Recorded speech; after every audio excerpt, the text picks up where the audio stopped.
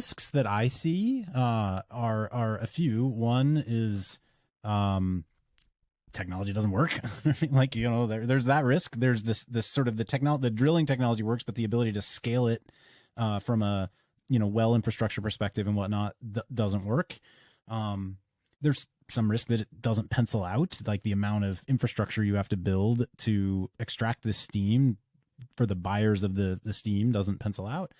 But it almost feels like tech risk is real. I don't want to dismiss that, but it almost feels like there's also a risk that other forms of massively abundant energy beat you to market, right? Like there's so much going on in fusion, for example.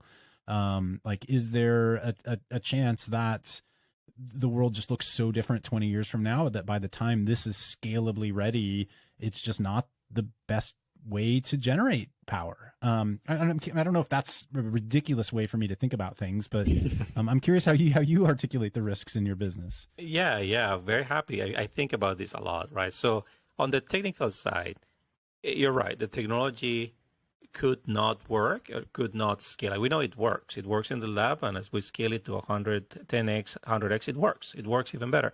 But there's always a risk until you do it. But that's exactly why you build a company, you capitalize the company. So that put that aside. So abundant, clean energy.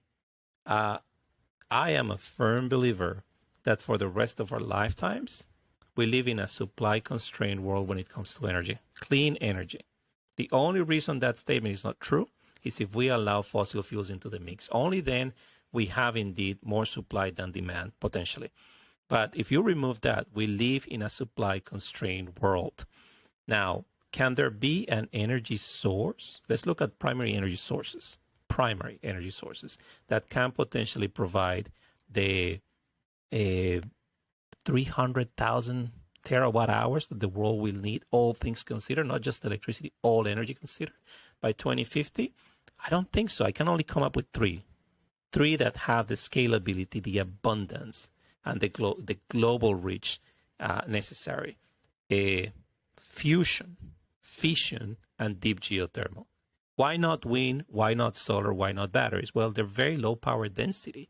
We don't have enough land, we don't have enough materials, and we cannot afford to deploy as massive workforces to do that. It's just a step backwards.